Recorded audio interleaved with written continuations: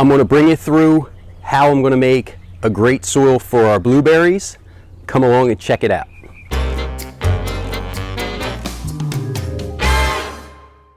So what's going on, everybody? It's Rick from Garden with Bar Chuckin'. The peat moss that I picked up, I got it from Tractor Supply. It's 2.2 cubic feet. They don't really sell the 3.8s anymore. I've seen 3 cubic foot, and I've also seen some 1 cubic foot. So you just have to figure out how much you're going to need. This here was $15 for the 2.2 cubic foot, which I didn't think was a horrible price.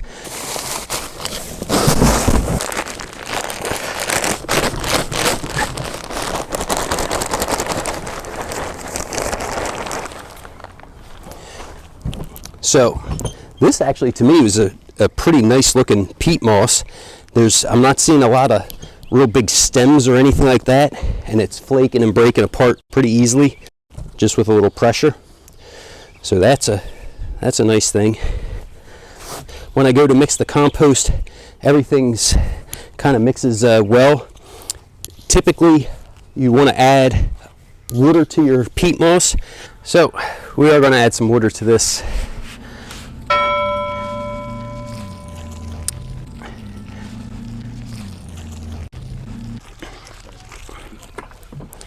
Peat moss is hydrophobic, so with adding the water, it's actually going to add some moisture to it. The compost will help add some moisture to it also. And then once we plant it, we do have rain coming, so it will give it enough moisture to get into the ground and start protecting those roots. We added water to this, so this is feeling nice and moist now. What we're doing is we have an old flower pot.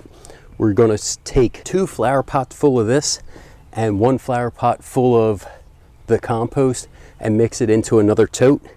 That'll be at least a little easier, and we can get everything incorporated really well. And then we'll take you over and I'll show you what I'm using it for.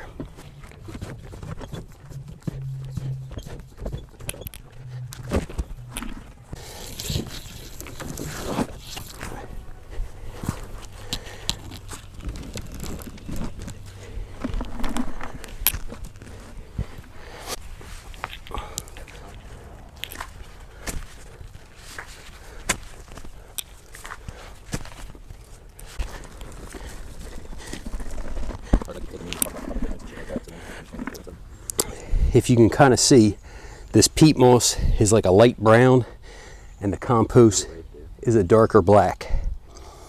Okay, the reason why I like adding a little bit of compost with this is the compost is going to help add some biology, some nutrients into this planting.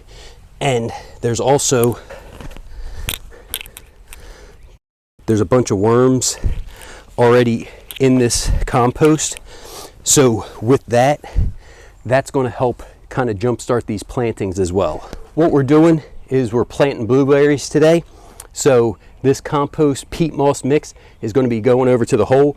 What we've been finding out is one of these fills up the hole that we've dug out perfectly. So I'm going to add this, bring you over and show you the area.